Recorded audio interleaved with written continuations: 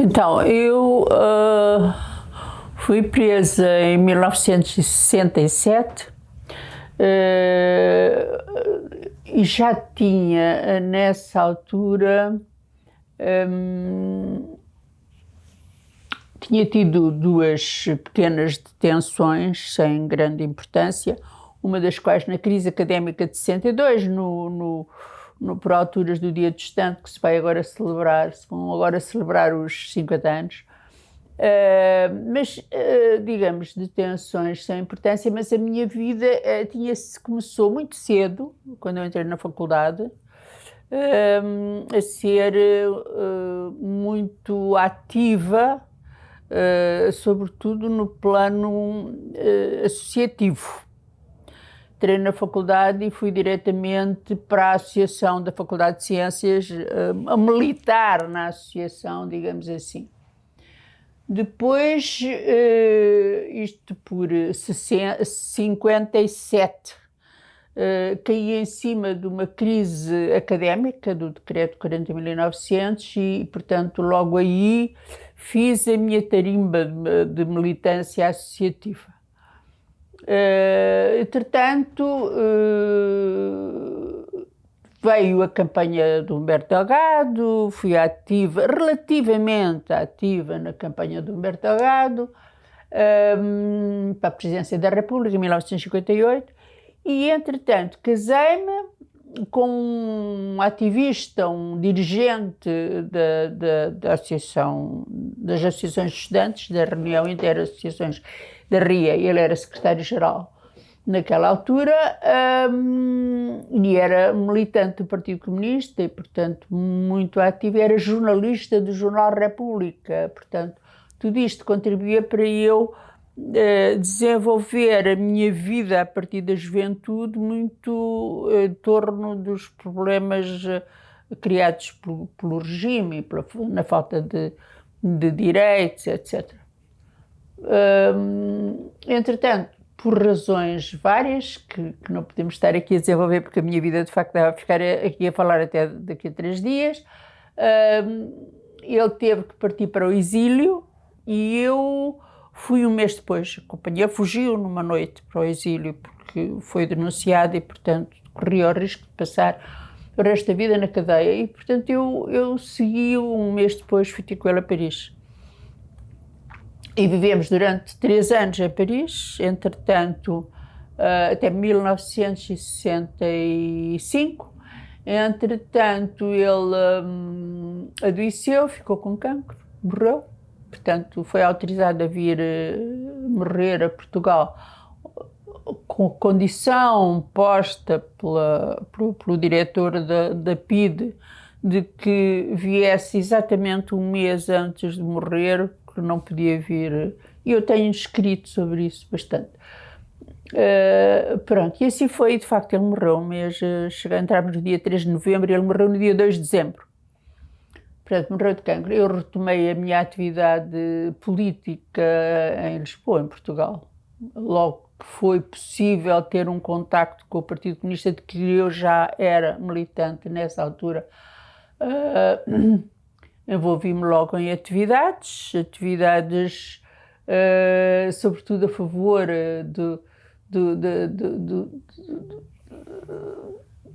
da criação de um movimento de mulheres. E, por outro lado, também de apoio à Comissão de Socorro aos Presos Políticos. E é isso que me leva à cadeia. Sou presa 1 ano e tal depois de ter entrado em Portugal, sou presa em 67, como disse há pouco. Pronto, quer dizer, no fundo é isto, a partir da prisão, ganho muito maior consciência política. A prisão ajudou-me a ganhar consciência política, até porque eu tinha todo o tempo para refletir na cadeia, porque durante 6 meses estive em isolamento. Portanto, sem nada, sem livros, sem jornais, sem papel, sem caneta, sem lápis, sem tesoura, que nem a tesoura autorizaram para cortar tecido ou assim, para costurar nem lã, nem agulhas, nem nada, zero. E, portanto, como eu não tinha nada para fazer, pensava. E essa reflexão, pensava e observava ali, a partir das grades, que davam para uma barreira durante muito tempo, deram para a barreira de trás, portanto, também era a 1 metro, também não tinha uma grande vista para poder admirar a vista. Pronto, quer dizer, no fundo é assim o meu passado. Eu nasci numa família de democratas republicanos, não eram socialistas nem comunistas, eram republicanos, mas muito firmemente anti-salazaristas. Ora bem, eu sou presa e vou já fazer esta referência porque posso vir a esquecer mais tarde, e eu acho que é uma referência, como é que eu dizer, de informação em relação ao contexto da minha prisão. No ano em que eu sou presa, portanto em 1967, tinham, há uns anos, desde o início da década de 60, 64, por aí, a PIDE, isto ainda era a PIDE, ainda não era a DGS, ainda era a PIDE, tinha mudado as formas de pressão sobre os presos, substituindo-as, na maior parte das vezes, já vamos ver porquê, ou como é que eu interpreto isso, como é que eu tenho lido, substituindo a violência física pelas torturas psicológicas. E, portanto, quando eu sou presa, os intelectuais, os estudantes, eu quando sou presa tinha ficado viúva, tinha retomado os meus estudos, portanto era estudante universitário. Os estudantes e os intelectuais, raríssimas vezes, conhecem-se os casos quase de cor, eram objeto de violência física. Lembro-me do Mário Sotomayor-Cardia, por exemplo, que lhe partiram os óculos e lhe romperam a retina. Lembro-me de 1 ou 2 pessoas que, sendo intelectuais, foram alvo de violências físicas. Normalmente os intelectuais, como eu disse, os estudantes, uma certa camada da burguesia oposicionista que era presa, era sujeita a torturas psicológicas. Eu vou falar delas a seguir. Eu sou presa no dia 14 de junho, portanto, um dia depois do dia de Santo António. Isto para mim é um dia que se fixa, já vão ver porquê. No dia 12 de junho eu recebi um telefonema da funcionária do partido, funcionária clandestina, porque há bocado eu disse os intelectuais normalmente não eram sujeitos à repressão física. Eram quando estavam na clandestinidade, por exemplo, no Partido Comunista, aí eram, não é? E eram sujeitos a qualquer tipo de repressão, todos os tipos de violência, não é de repressão, violência. Ora bem, eu recebo um telefonema da funcionária a dizer-me que precisava da minha ajuda, o que não era, ia marcar-me um encontro, o que não era de todo habitual que acontecesse. Os telefonemas eram controlados pela polícia e, portanto, aquele facto era um risco. Eu logo desliguei o telefone, pensei, isto é gravíssimo. Eu devia ter dito que se enganou no número, que não era para aqui que queria falar, que não o conheço de sítio nenhum. Ela não disse o nome, só disse: Helena, olha, amiga, preciso da tua ajuda, vai a tal sítio às tantas horas, não sei o quê. Pronto, e eu parti, eu recebi o telefonema, eu disse dia 12, não, sim, acho que sim. Bom, por aí, ou foi 11 ou foi 12. O que é facto é que, quando vou ao encontro, ela diz-me: eu preciso urgentemente, encontramos-nos na estação de Entre Campos, que ainda hoje existe, dos comboios, eu preciso que me arranje urgentemente um sítio onde pôr uma mala, porque preciso de pôr a mala a salvo. Não se, a mala não pode correr o risco de ser apanhada pela PIDE. E marcou-me um encontro para 1 hora depois, para eu ir tentar arranjar o sítio para pôr a mala. E eu, com recurso, que era assim que se dizia, quer dizer, se a pessoa não aparecesse naquela hora, voltava lá 1/4 de hora depois. Pronto, e com recurso, creio que de 1/4 de hora. Tentei arranjar o ponto, arranjei, de imediato houve uma amiga minha que nem era de partido, nem nada, ia na Avenida de Roma, que ainda hoje é uma grande amiga minha, e que me disse: senhora, traz a mala. Eu disse-lhe exatamente o que era. Aqui entre nós, porque depois a seguir eu vou buscar de novo esta questão, na altura eu não fazia ideia nenhuma do que é que tinha a mala. Nenhuma. Então eu, 1/4 de hora depois, fui buscar a mala entre Campos. E a companheira não apareceu. Voltei 1/4 de hora, olhei a ver se via PIDE à volta, não vi nada. Voltei 1/4 de hora e a companheira não apareceu. E eu pensei, foi presa. E porventura com a mala.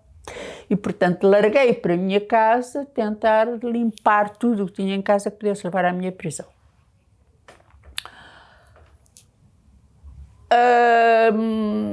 Não fui presa nesse dia, fui presa nesse dia. Tive a preocupação de combinar com a minha irmã, que tal como eu era de matemática, combinar um código através de conhecimento matemático que nos permitisse contactar da cadeia para fora e de fora para a cadeia. E foi a única coisa que fiz, foi comunicar à minha irmã que estava com esse problema, que podia ser presa no dia seguinte. No dia seguinte acordei muito bem, ao contrário, eles prendiam sempre de madrugada. Eu quase sempre. Percebi que não tinha sido presa e fiquei muito contente. Pensei, talvez me safe. E pronto, e nesse dia, o dia seguinte, parti de autocarro. Eu morava no bairro da Encarnação, meti-me no autocarro 22 para o Moarieiro, para me ir tomar café com um amigo, ver se ele tinha notícias da prisão dessa funcionária de partido.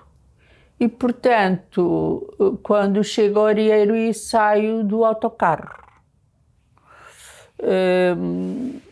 nem tive tempo de ver se estaria a ser seguido ou não. De repente há um fulano que se me beiram-me dois, né? Mas um deles com o crachá da PIDE e me mostra assim em frente aos olhos, o crachá, e disse: presa para a Polícia Internacional de Defesa do Estado.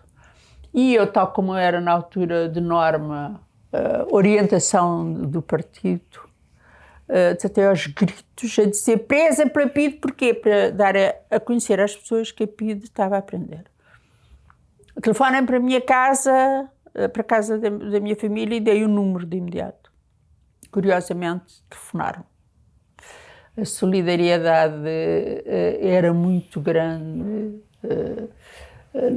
na cumplicidade com a oposição, não é? As pessoas viviam de medo, atemorizadíssimas, o medo estava instaladíssimo. Eram poucas as pessoas que tinham algum tipo de atividade, mas as que não tinham eram muitas, eram muito solidárias. Pronto, e portanto eu sou presa, atiram-me para dentro de um carro, entra primeiro um PIDE, depois empurram-me, depois entra outro.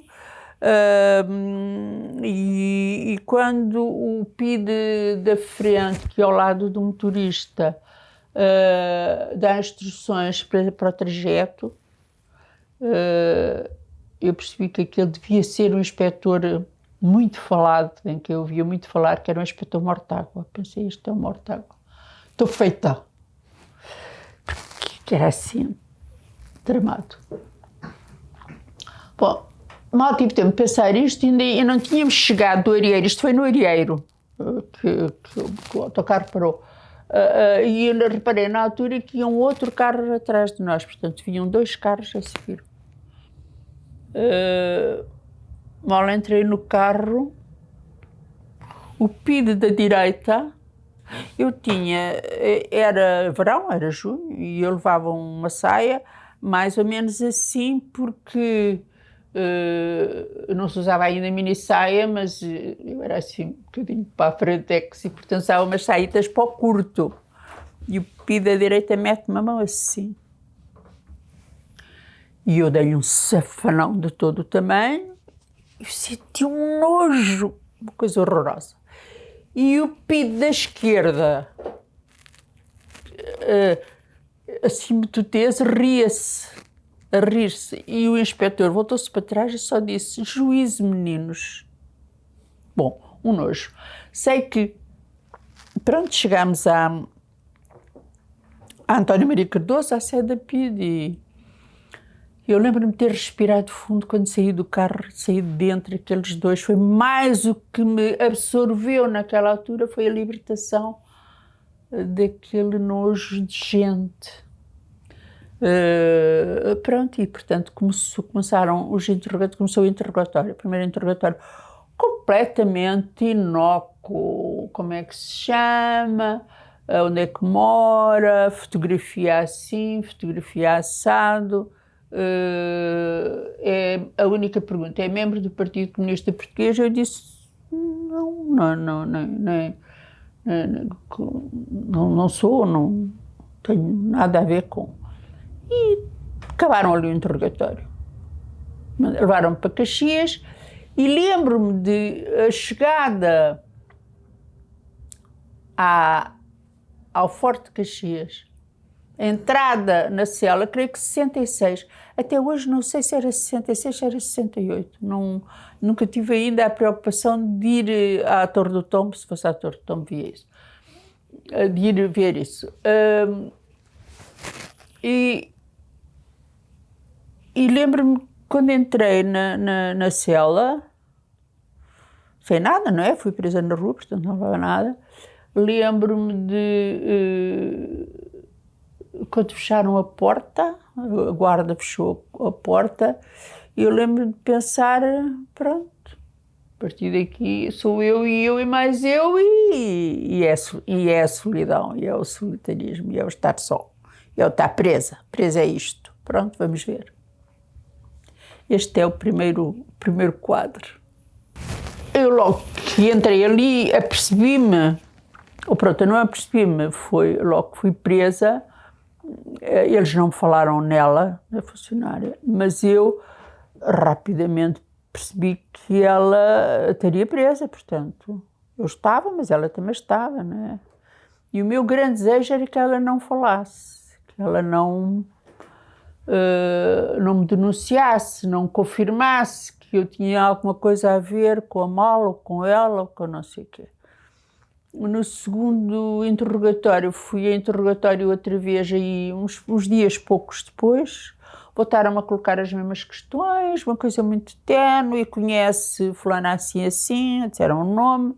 Eu disse que não conhecia, não fazia ideia.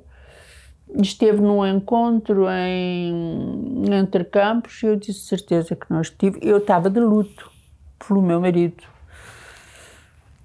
E só dizia, confundiram-me com alguém que estava também de luto, mas eu não estive nada nesse dia em nenhum encontro, na estação de Entre Campos, e portanto há aqui uma confusão, há aqui uma confusão. Mas pertence ao partido, não pertence ao partido. Uma afirmação que eu mantive 6 meses. Não pertence ao partido e não sei porque é que estou cá.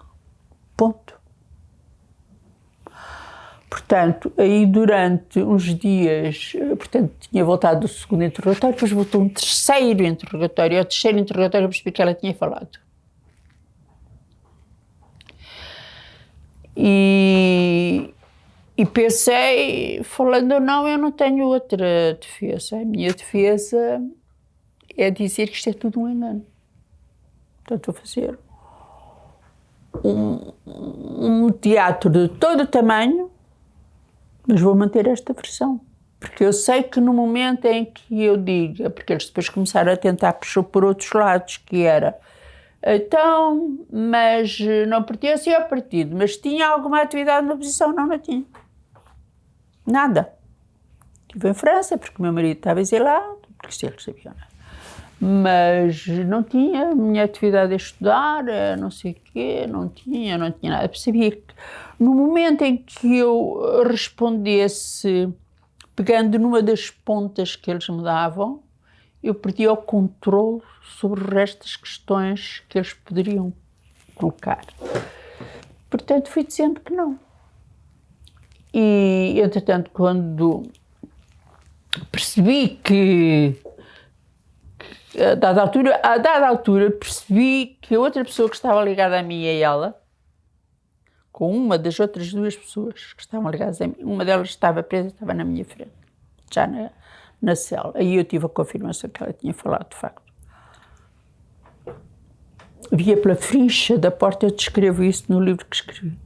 Eu via pela frincha da minha porta, espreitava, e quando ela ia receber a comida, eu via e tinha a certeza. Ai, da Paula.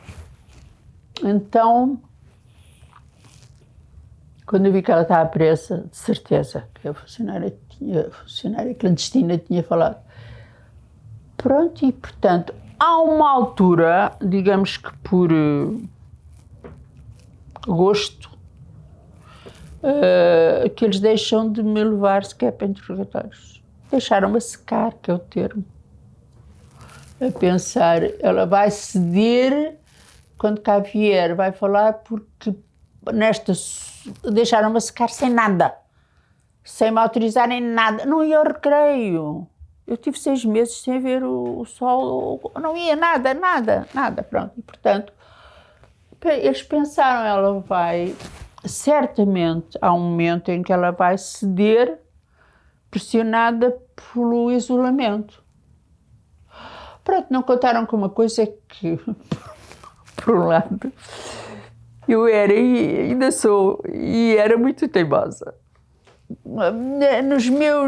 Teimosa não no cotidiano, não tenho essa fama na relação com a minha família, mas teimosa nas ideias, como é que eu ia dizer, nas ideias que podem não ser inevitavelmente as ideias políticas, pode ser um determinado pensamento, uma determinada ideia, pode ter a ver até com uma opção de arte, sei lá, qualquer coisa. Eu, quando tenho para mim que aquela é uma verdade, eu tenho até ao fim na defesa dessa ideia. Pronto. E portanto, eles não contaram com isso, não contaram que eu era capaz de ir lá, às vezes que fosse preciso, e fazia sempre o mesmo discurso. E, por outro lado, não tentaram com uma coisa que era muito importante, que era não contaram com a crença que eu tinha no ideal que abraçava naquela altura. Era importantíssimo. Eu acreditava naquilo. E, por outro lado, portanto, não acreditaram. Por outro lado, não acreditaram, não lhes ocorreu que eu tinha para mim que no momento em que eu falasse, eu perdia a minha dignidade e perdia grande parte dos meus amigos. E, sobretudo, e isso era muito importante, foi a principal razão que me levou a não denunciar, não falar, era eu não podia entregar pessoas como eu tinha sido entregue. Eu não podia levar as pessoas à cadeia. Portanto, mantive-me naquela. Pronto, e deixaram-me, como eu disse, a secar até o dia 28 de setembro. 14 de junho a 28 de setembro. Sequei. Puseram-me, entretanto, com 2 camaradas numa cela, coisa que eu descrevo no meu livro. Foi das experiências mais atrozes. Foi estar presa com 2 camaradas funcionárias de partido, companheiras de funcionários, que a atividade delas era mais ser guardiãs das casas. e uma criança que era filha de uma delas, que tinha aí 1 ano e meio, que estava num espaço com 10 metros quadrados, com um beliche, 2 beliches, 3 beliches. E uma área quase de 2 metros quadrados onde se podia circular. E, portanto, a criança estava impossível de se ouvir. Eram lancinantes os gritos da criança diários. Eu penso que tudo isto fez parte da estratégia deles para me levarem a falar, pronto. Mas como o pensaram, eu pelo menos na altura imaginava, eles vão pôr aqui aos escutadores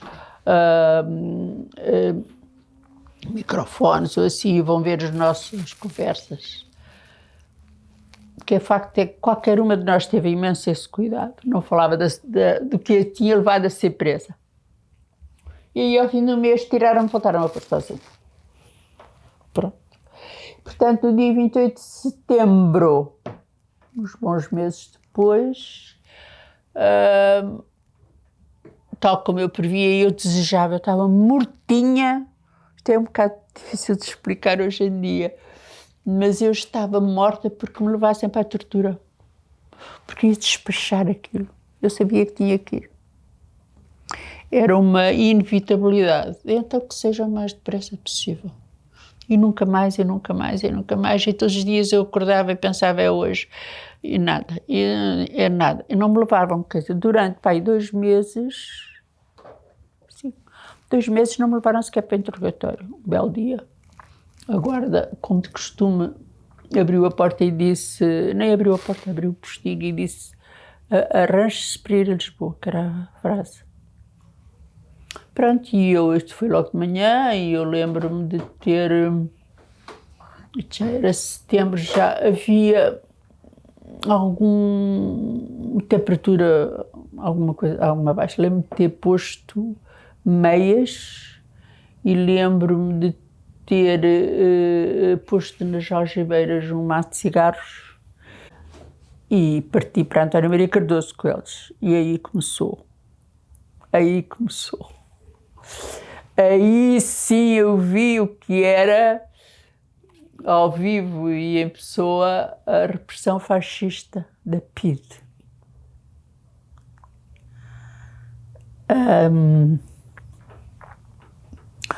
Tudo começou muito fácil no princípio, as mesmas perguntas, as mesmas respostas, e entrou um inspetor e disse, olha, isto é tão simples como isto. Está feito o auto da entrada aqui, do que diz agora. Vai ficar aqui até falar. Mas não diziam até falar, diziam até confessar. Confessar aquilo que nós sabemos, que é que pertence, de facto, ao Partido Comunista. E qual é a sua atividade. Portanto, confessa, vai-se embora. Não confessa, fica aqui sem dormir o tempo que for preciso. E fiquei.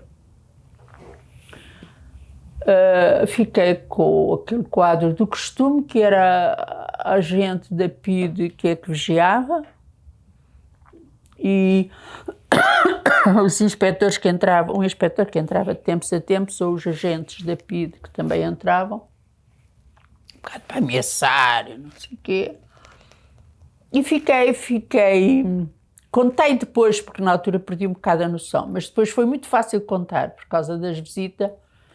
Eu tinha uma visita, eu tinha-me esquecido de dizer que tinha uma visita semanal de 20 minutos, separado por um vidro num parlatório, separado por um agente da PIDE do lado de lá, uma guarda do lado de cá, 2 agentes do lado de lá, pronto. E 2 pessoas de família só podia entrar família, nem amigos, nem nada.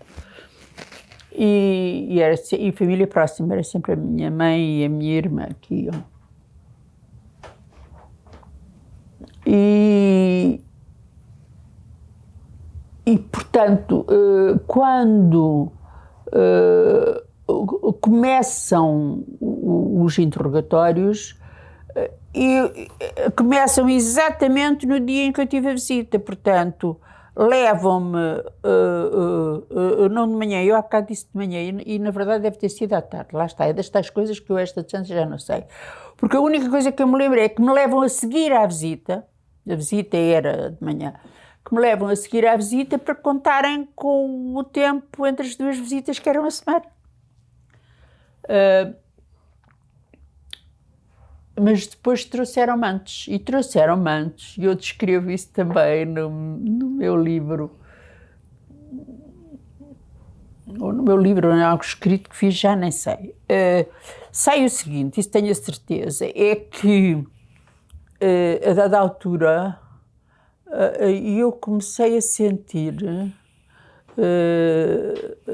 dores de garganta e sentia como se tivesse uns pregos na coluna.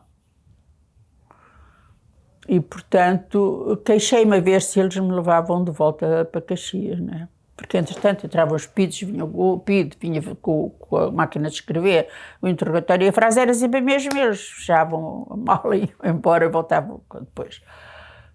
Lá está, a secar, porque ela há de cair, ela não vai ficar nisto, não é?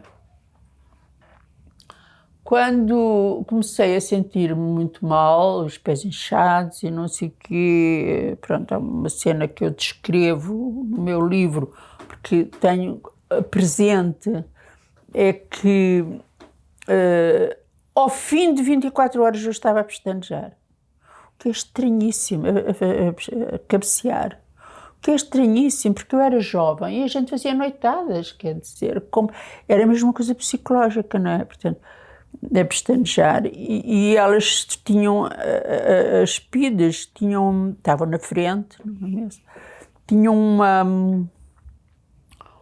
uma forma de nos manter acordadas, que era ou bater com os saltos, elas usavam saltos altos no chão, fazendo um barulho assim, que era horrível, ecoava nas nossas cabeças, era horrível, ou batendo no tampo da mesa, tamborilando os dedos assim, ou então, mas isto que aparentemente não é nada, para uma pessoa que está em tortura, sem a deixarem dormir, era uma coisa horrorosa, pronto.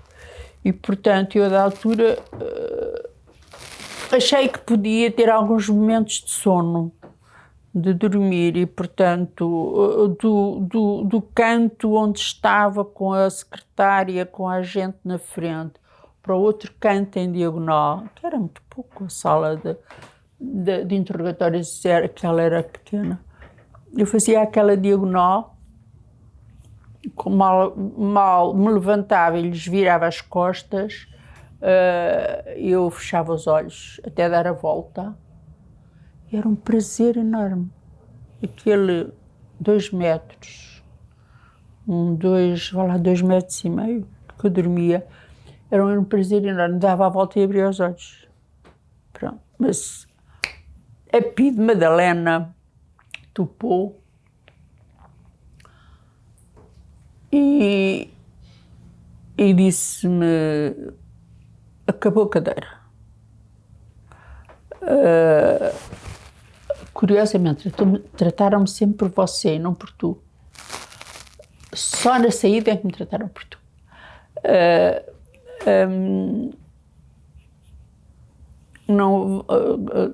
Não pode estar a dormir, não pode dormir, não sei o quê, acabou a cadeira. E eu, nessa altura, encostei-me à parede ainda durante um minuto, mas percebi que não era um sofrimento horrível. E, portanto, nessa altura, baixei-me e sentei-me no chão. Quando eu me sentei no chão, a PID veio direito a mim e deu-me um puxão, e disse-me: não pode dormir, ou não podes dormir, aí foi o não podes dormir,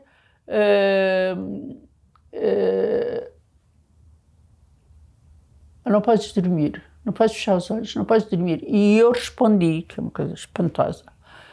O inspetor disse que eu estava aqui para fazer tortura do sono, não disse que eu estava aqui para fazer estátua. Aceitando, que é uma coisa espantosa. E ele disse que, pronto. E ela disse: não há estátua, nem há cadeira, nem há não sei o quê, e dá-me um puxão pelo braço. E na altura em que me dá um puxão pelo braço, eu dou-lhe um murro monumental. Aí ela, no braço dela, quando ela me puxa para o braço, eu dou-lhe um murro monumental, ela dá-me um estalo e chama os pitos que entram montes para a porta. Eu digo sempre que não tenho a noção de quando se entraram. Para mim era uma manada de pitos, era uma montanha. Seriam só 4, mas a mim pareceram 10 e a sala era pequena, não é? E pronto, e lembro-me, entraram e disseram que há aqui, que há alvoroço, houve aqui alvoroço, não sei o quê, e ela deu a versão dela, não é? De resto, rigorosa. Que eu lhe tinha batido, não sei o quê, e ainda há um que me dá um murro também, logo que entrou deu um murro, ainda antes desta coisa. E eu lembro-me que não fiquei nem a sangrar, nem coisa nenhuma, pronto. E lembro-me como se fosse hoje, lembro-me mesmo. Tinha sido uma benção, porque eu que estava num sofrimento atroz com a tortura de sono, tinha acordado. E tinha deixado de ter aquele sofrimento. E pedi para ir à casa de banho, também é uma coisa que eu descrevi num dos meus livros. E quando cheguei, ela foi comigo à casa de banho, e havia propositadamente um espelho na casa de banho, não era por acaso que não havia, era para nós vermos as caras como que estavam. E eu lembro-me de ter visto com a cara de velha, ossuda e vermelha. Muito vermelha, que até hoje não percebo.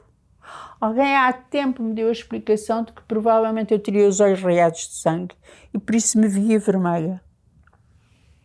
Pronto, quando voltei para a sala de interrogatório, acordadíssima, lembro-me de estar acordada, deduzo hoje a esta distância, tanto quanto eu me lembro, porque lembrar, eu não tenho a certeza de que foi esse o momento ou a fase em que eu entrei em alucinações. O que me lembro, isso lembro-me, era de estar, é uma coisa que eu descrevo nos livros, mas assim, para se ver, lembro-me de estar com os olhos assim abertos, como se tivesse palitos nos olhos. Não fechavam, abertos. E é nesta altura que, olhando na parede em frente, descobri um filme que passava na parede em frente. E enquanto que os meus companheiros, amigos, camaradas, todos tinham alucinações atrozes, mirabolantes, horrorosas. A minha alucinação era uma maravilha. Era então um filme que passava na frente, na parede em frente, era uma cena do filme, o filme não passava, estava uma cena com uma moradia lindíssima, chiquérrima, muito chique, uma moradia, com uma chaminé enorme, era Natal, caía neve, como nos postais, e havia um homem que chegava com um saco de Pai Natal, com barbas e tudo, vestido de Pai Natal, que chegava com um saco de militantes e avantes e despejava pela chaminé. Depois voltava e, passado um tempo, voltava com a mesma cena. E eu pensava, eu toda contente, dizia, tipo, camarada, é mesmo assim? Eu só pensava assim, e estes tipos não vêm, daqui a bocado vêm e prendem-no. Era a minha única preocupação. E então, isto tudo foi durando, eles, volta não volta, lá entrava o inspetor e o agente dactilógrafo secretário para tomar nota da ata, e eu respondia sempre a mesma coisa, não sei, não sou de partido, não conheço ninguém, não sei se estou aqui, é engano, é do não sei o que, tal, é tudo engano, não fazia nada, e mortinha, porque eles fossem embora para ir ver o meu filme. Mal iam, eu sentada, estava eu, não é? Que já me tinham dado a cadeira outra vez depois da cena. Mal eles saíam, punham-me a olhar e lá seguia. É nessa altura que eu sinto, mais ou menos pelo fim desta cena, digamos aí, eu tenho isso escrito e creio que foi pelo terceiro dia ou quarto dia, depois da quarta noite ou por aí, que eu me queixo das ditas dores na coluna, nas anginas, e vem o médico. E lembro-me de ouvir uma conversa, isso lembro-me, do médico a dizer aos PIDs, levem-na para Caxias antes que isto haja aqui algum problema. E disse-me a mim, e aí, tratando de facto por tu, lembro-me também, não te preocupes, tens umas anginecas. Não há mais nada. Não. Abriu-me os olhos, lembro-me de abrir os olhos para ver o coisa. Não é só a olhar. E mandou-me abrir a boca e disse que eu tinha umas anginecas e eu vi a conversa ao longe com o PID a dizer que melhor era levar-me para Caxias antes que eu desse problemas. E segui para Caxias. Isto era, tinham-se passado de facto como o romance do Álvaro Cunhal, 5 dias e 5 noites. Tinha-se passado 5 dias e 5 noites, para levaram-me a tempo de eu ir à visita. Só que como quando eu cheguei, eu logo que cheguei à carrinha, antes da entrada na carrinha, eu queria referir o seguinte: neste estado de semiconsciência em que se estava,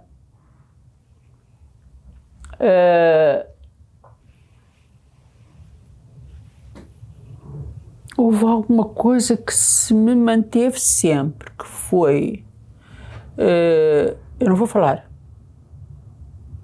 como se houvesse uma determinação consciente, mesmo naquele momento, disso. Não vou falar. E já não apareciam razões pelas quais eu estava determinada a não falar.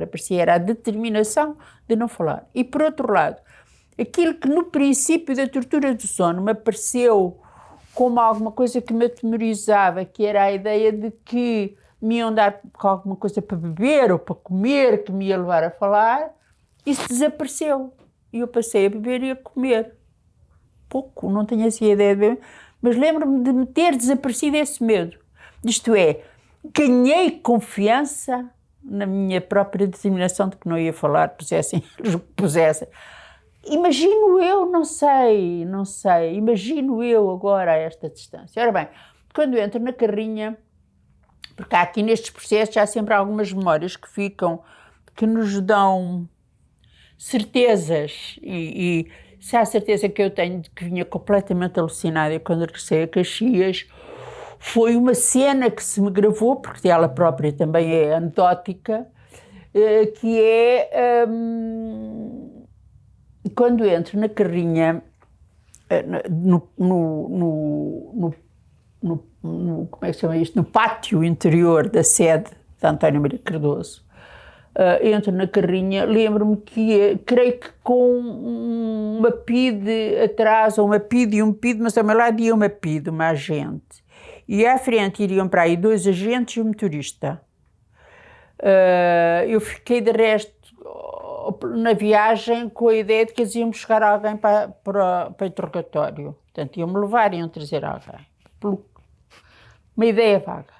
Mas uma coisa eu tenho a certeza é que quando entrei, que saímos na António Maria Cardoso, a carrinha segue para a Vítor Cordon, e quando desce um bocadinho a Vítor Cordon, há ali a calçada do Ferragial, pronto, que faz uma curva a dada altura, em ângulo reto quase. E quando íamos nessa curva, tenho isso completamente presente.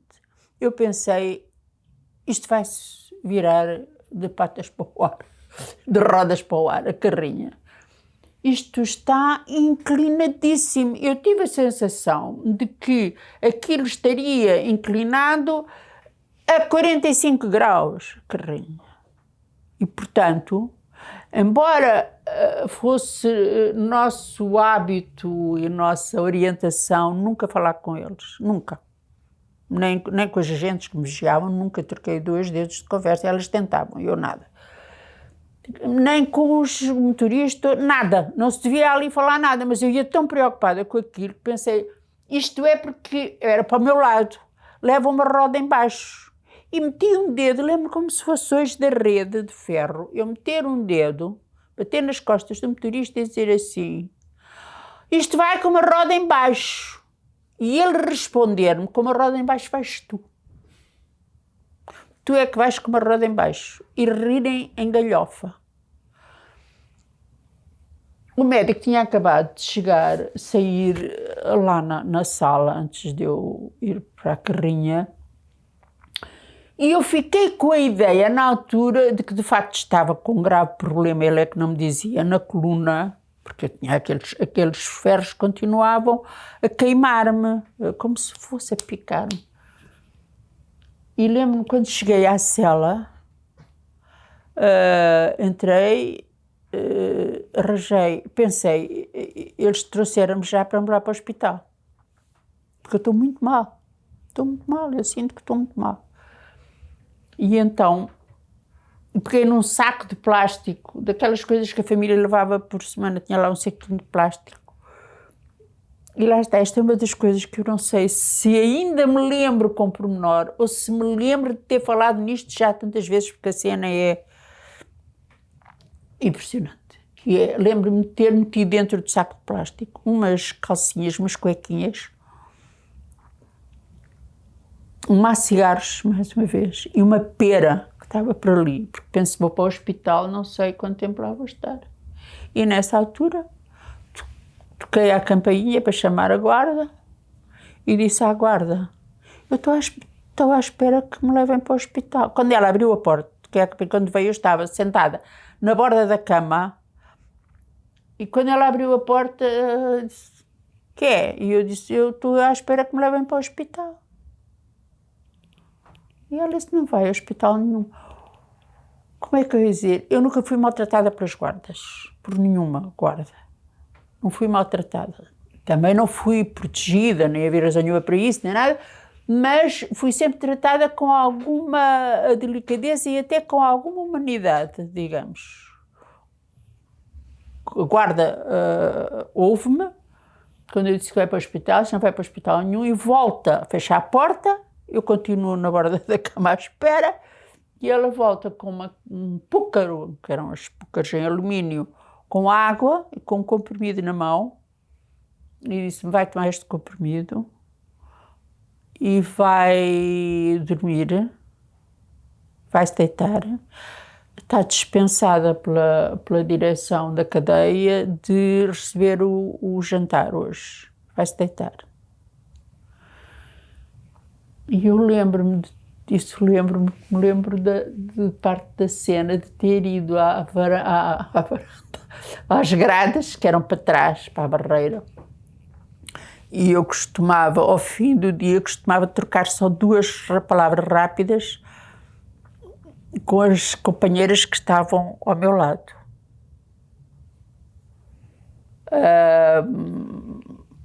A Lígia e a Fernanda Tomás, uma delas não interessa, sei que costumava trocar, fui às gradas e pensei, com a consciência de que tinha vindo da tortura de sono, com a consciência de que não tinha falado, fui às grades e chamei uma delas, já não respondeu. E eu cantei aquela canção do Adriano Correia de Oliveira, quem canta por conta sua, canta sempre com razão, canta sempre com razão. Mais vale ser pardal na rua que racional na prisão. E há uma delas que vem à janela e diz, Helena, percebemos tudo o que se passou, vai-te deitar, tenta dormir,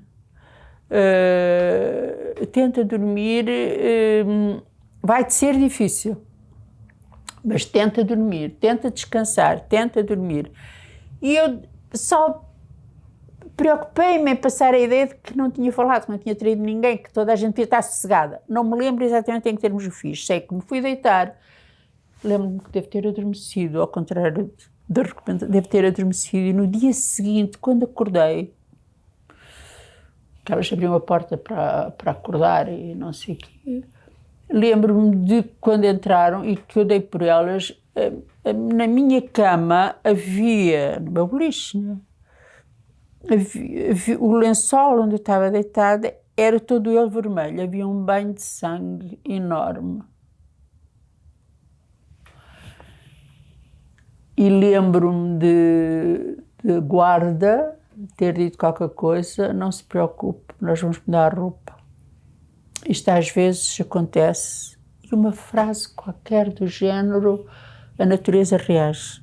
Uma frase desse género, não sei exatamente como foi. Pronto, e portanto ali acabou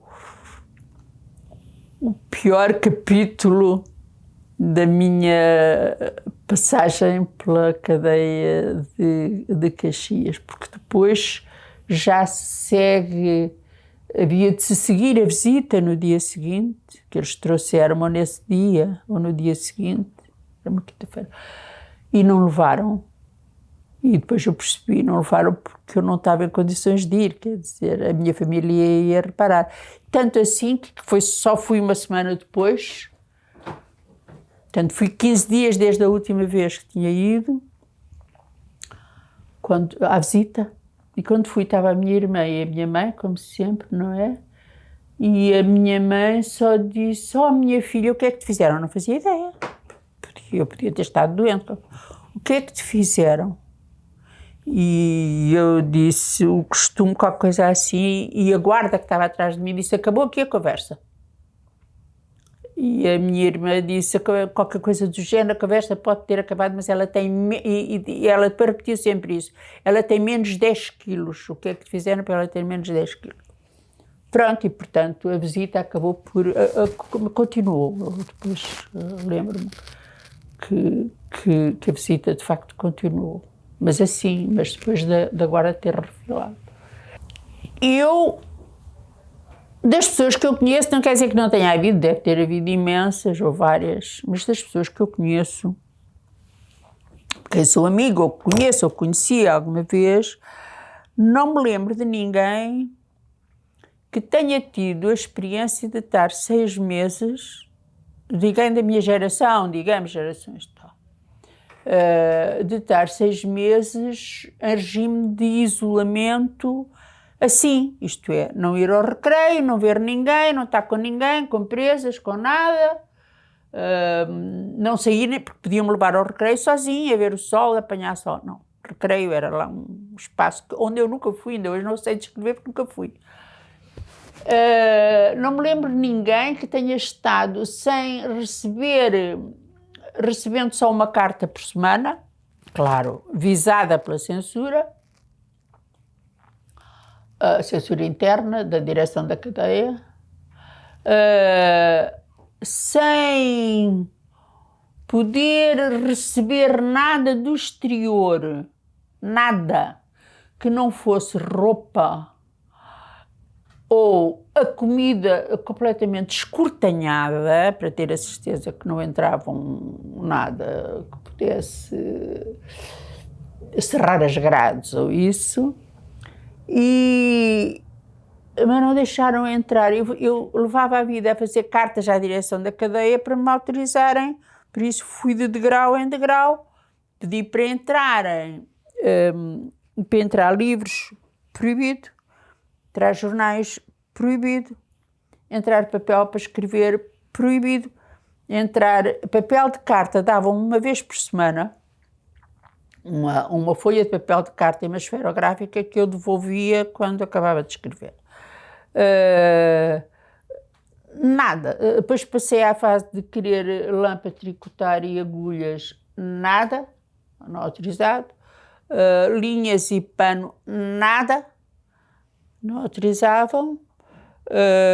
Portanto, a única coisa que eu tinha para me entreter era o pão, Com pão eu fazia, sobretudo, flores de miolo de pão. Fazia rosinhas e fazia cestinhos com rosinhas. E, a dada altura, quis pintar e pedi só, isto foi já na fase final dos pedidos, pedi para me deixar entrar aguarelas. Nada. Não deixaram. E então pedi um bocado a despropósito, argumentando que gostava de ir à visita com a minha família com bom aspecto e não sei o quê, para me deixar entrar verniz para as unhas. Deixaram. E então eu pintava num cor-de-rosa que tinha pedido verniz, pintava as rosinhas com o verniz. Essas rosinhas, eu depois quando saí trouxe-as. Dei aos amigos. E várias. Foi a única coisa que eu fazia. Mas isto para dizer o seguinte, como não conheço ninguém que tenha tido este tipo de experiência, da minha geração, porque para trás houve, com certeza absoluta, nos anos 30, 40, etc., terá havido, não sei, que eu conheça, não sei, eu não posso propriamente falar dos hábitos de vida. O que eu posso falar é dos meus hábitos que estavam em isolamento. E o meu cotidiano era, como eu costumo escrever quando falo disto por escrita, era feito de duas ou três coisas que eu tinha encarado como positivas para a minha vida ali, como fosse fazer ginástica, fazia todos os dias, de manhã à tarde, como fosse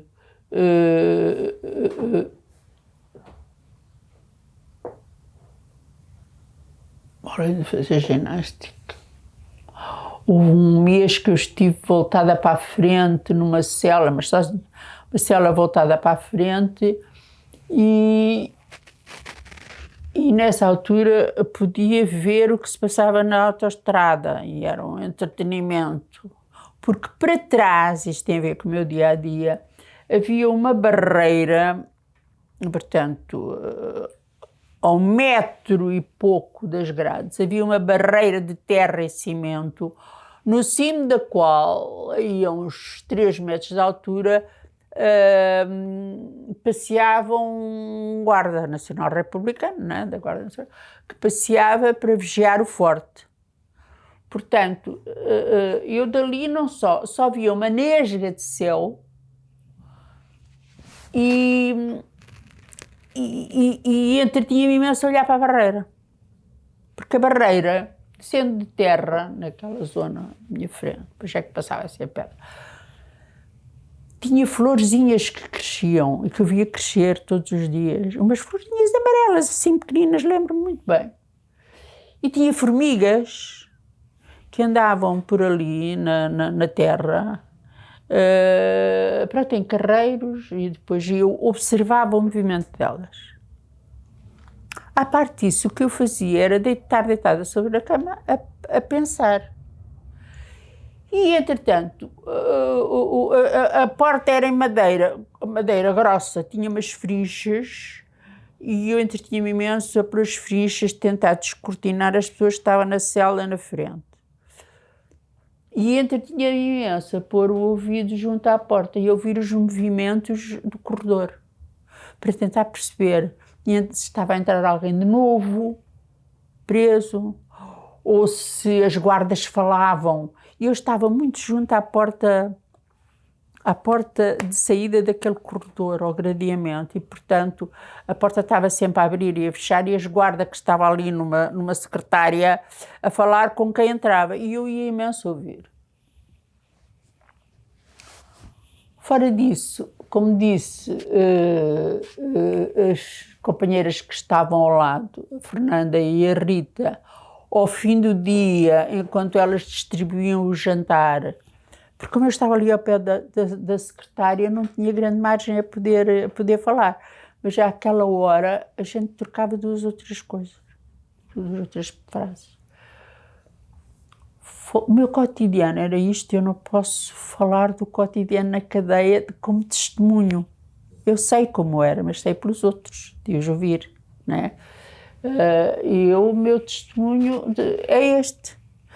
Houve, e eu gostava de referir isso, a um mês de ser libertada, portanto estou libertada em fins de novembro, a um mês de ser libertada, eles põem-me acompanhada, continuo em isolamento, tal como esse sistema, mas põem-me com uma camarada minha, a Emília, que tinha sido também denunciada pela funcionária e que ia a julgamento.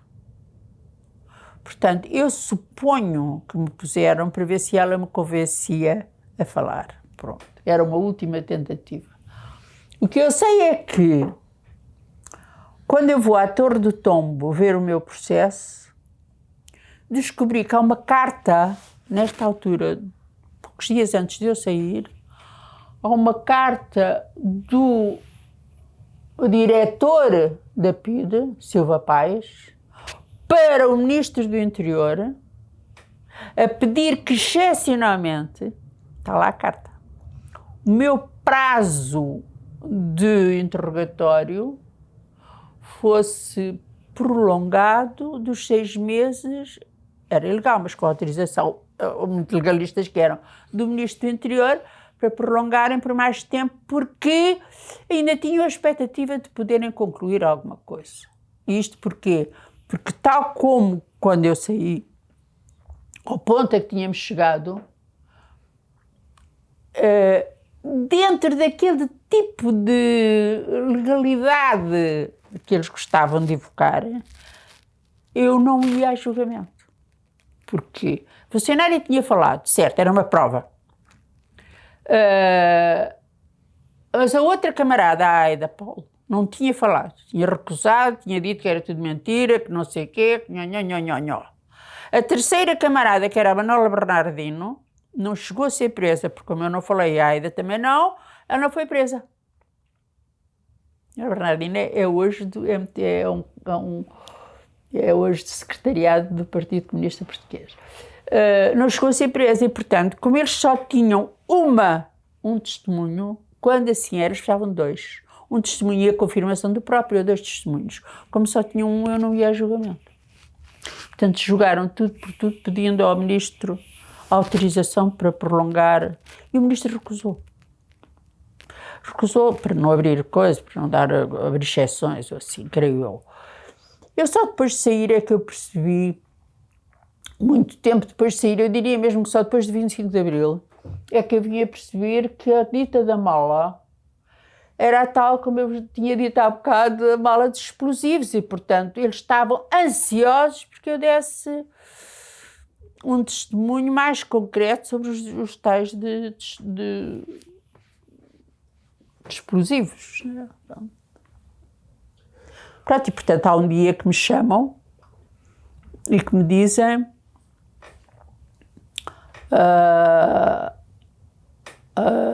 faltam fazer as mesmas perguntas. Eu pensei, com o subdiretor da polícia, o Sacchetti, na minha frente, veio com o inspetor, voltam a fazer as mesmas perguntas, o secretário ali, então nome, então não sei o quê, então tal, então perguntada sobre se pertence à organização comunista, não sei, subversiva, não sei o quê, Partido Comunista Português, declarante afirma que, 2 pontos, então diga lá, eu digo, não pertence ao Partido Comunista, não sei, não tenho qualquer outro tipo de atividade e mais não tenho para declarar. Mais não tenho para declarar. E o subdiretor, o dito do Sacchetti, diz-me o seguinte, olha, sabe o que mais? Prendemos-la em verde. Eu percebi o que ele queria dizer. Prendemos-la em verde, mas o que os nossos ouvidos ouviram era a chamada. E o que os nossos olhos veem, ninguém desmentirá. Ninguém nos desmentirá. Portanto, um dia cai cá com provas. Pode sair. Agora vai a Caxias buscar as coisas. E eu disse, eu não vou a Caxias, eu vou sair. estou libertada, né? Sim, então não vou... Não vai buscar as coisas. Eu disse, não, depois vou lá no outra altura, pensei, eu quero ir embora. Antes que eles se arrependam, né? Pronto. E saí. Pronto, saí naquela hora. Eu quando saí, a ansiedade de liberdade era tal que não me lembrei que não tinha dinheiro para ir para sítio nenhum. Nem de autocarro, nem de coisa. Eu morava no aeroporto da António Maria Cardoso. Para o Bar da Encarnação era distante. E, portanto, isso lembro-me de entrar na Brasília, ir direito à Brasileira de Chiado a ver se encontrava alguém conhecido. Nada. Era um sítio que eu de vez em quando passava, por onde eu passava de vez em quando. Então pus-me à porta, a ver se via entrar alguém. E de repente ia pensar como é que eu vou fazer isto. Está numa história minha, porque de facto a história eu acho esta história dá a noção de que era a ânsia de liberdade. Lembro-me de pensar, isto só tem uma safa. Vou montar aqui uma teatrada de todo o tamanho. E desci o restaurante da Brasília, embaixo havia restaurante, acho que não. Desci as escadas, sentei-me numa mesa e os empregados, havia um que me conhecia. E, portanto, chegou, não me disse nada, disse, vai comer alguma coisa, não sei o quê. Eu disse, olha, queria um bife, batatas fritas, um ovo estrelado, uma imperial. Muito obrigada. O homem foi, veio, trouxe o bife, o ovo estrelado, o imperial, não sei o quê. E eu ali a tremer a pensar, agora a parte final é que vai ser pior. Aí quando chegou à parte final, levantei-me, fui à casa de banho, regressei. E chamei o empregado e disse, sabe como aconteceu? Roubaram o porta-moedas que eu deixei aqui em cima da mesa. Portanto, não vou poder pagar, mas o senhor empresta-me uma moeda, eram telefones, pronto. Eu telefono para a minha casa e alguém da minha família vem buscar e paga. E ele baixou assim, cabeça, era velhote, cabeça sobre o meu ombro e ao meu ouvido disse assim, foi um bufo da PIDE que está aqui ao lado que roubou o porta-moedas. Eu não tinha porta-moedas nenhuma. E eu disse, foi. E ele disse, menina, mas não pense mais em que ficar de ver. Não pense mais nada, vá-se embora, não há problema. Tudo isto, tipo, ao ouvido. Eu ainda agora estava a dizer ao meu colega, estou tão contente, a menina, a amiga do doutor Tengarrinha, que costumava cá vir, tal, já cá está fora. Aqui foi falado que a menina foi presa. A gente está contente por a menina ter sido libertada, já saiu há muito. E eu disse, não, mas então posso telefonar para casa? E ele disse, pode, vai lá o telefone. Eu fui. Pronto, a minha casa atendeu esse, venham buscar que estou na Brasileira. E pronto, a história é muito engraçada porque o comentário do homem com o bufo da PIDE mostrava de facto o medo em que as pessoas viviam, mas a tensão em que estavam à repressão, não é? Pronto. Lembro-me do prazer de comer, ao contrário do que se pode jogar, comer o bife, não, o prazer de comer num prato, com uma faca e um garfo. Porque na cadeia não havia, quer dizer, tudo com colher, não é? O tipo, e um prato de alumínio, não é? Álcool não entrava, portanto, beber uma cerveja. Foi tudo um enorme prazer. E lembro-me que à noite, ainda nessa noite, eu depois logo que saí, cheguei a casa, telefonei aos meus amigos, e disse, já cá estou. A minha casa dos meus pais encheu-se de gente, se lembro-me bem. Encheu-se, pessoas que andaram abraços e não sei o que, e saber. E eu contar a história do Pai Natal e essas coisas assim. Eu vou começar por dizer alguma coisa que se calhar não será consensual, nem entre as pessoas, que foram da oposição ou da resistência ou até que hoje são da esquerda. Pode não ser consensual, mas é exatamente o que eu penso. Isto é, acho que devemos afastar sempre, é a minha opinião, junto dos mais novos, afastar a ideia de que o fascismo a regressar regressa com aquelas roupagens. Não é. Não é por acaso que há muita gente que, tendo estado na esquerda e provavelmente até ter aderido de alguma forma a valores da esquerda, se encontra em organizações de extrema-direita hoje em dia. É que eu, pelo menos, tenho para mim que quando se diz fascismo nunca mais, é bom que se pense que, ou que se clame, de facto, fascismo nunca mais, mas a pensar num outro fascismo, numa outra forma. Aquele não vai voltar, acho eu. E pode voltar, entre parênteses, pode voltar aquela mesma forma, pode voltar na mesma sob a forma de ditadura, podem voltar na mesma os campos de concentração, podem voltar na mesma as torturas de estátua e disto e daquilo, pode voltar da censura, pode voltar tudo isso. Mas não é isso que é expectável. E, no entanto, o fascismo pode voltar. Volta com outras roupagens. E é bom que os jovens, porque quando nós dizemos aos jovens porque foi terrível, não sei o quê, eles estão a ouvir e a pensar, está bem, mas isto não volta. E eu acho que eles têm razão. É que eu acho que eles têm razão. Agora, é bom, do meu ponto de vista, que eles percebam que, sem darem por ela a dada altura, já estão a viver num regime fascista. Ou do tipo fascista. Nem dão por ela. Já votaram e ainda estão a dizer, não, mas eu, para mim, fascismo nunca mais.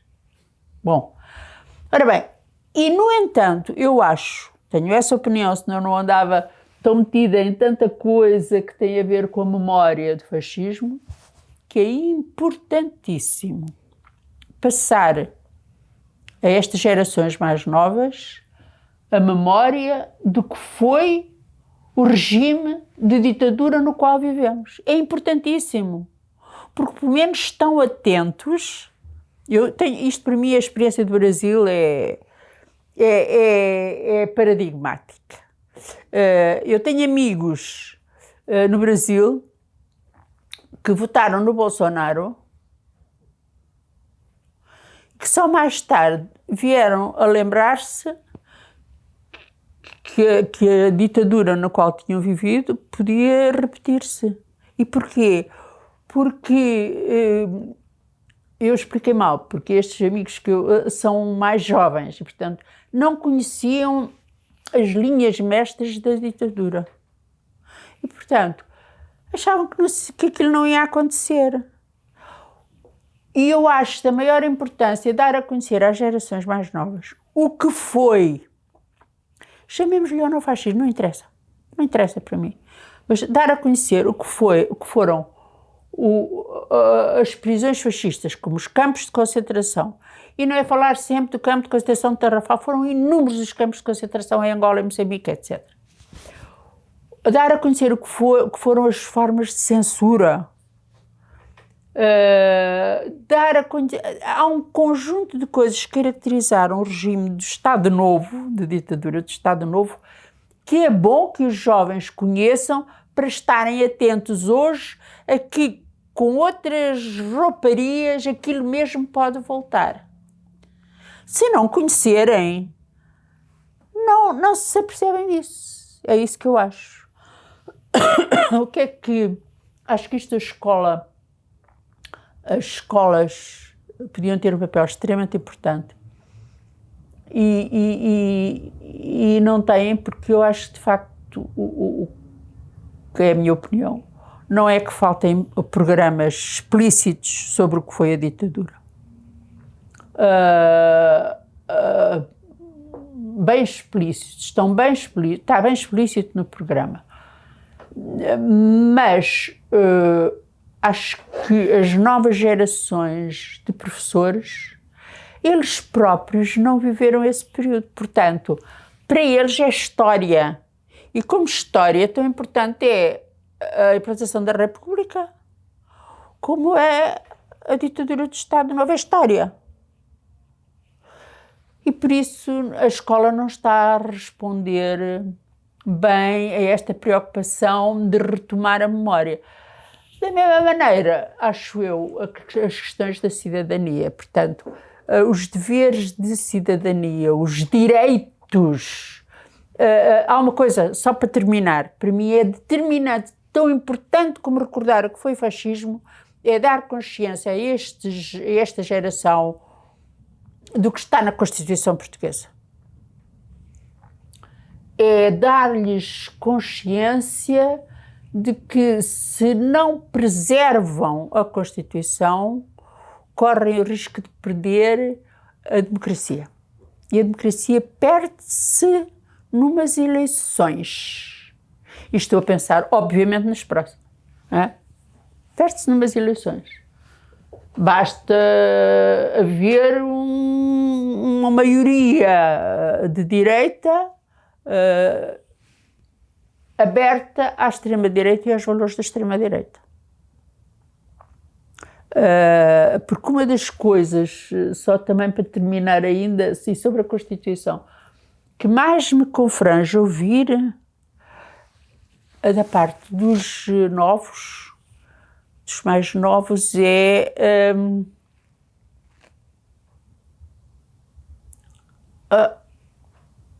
isto dos mais novos e às vezes dos mais velhos.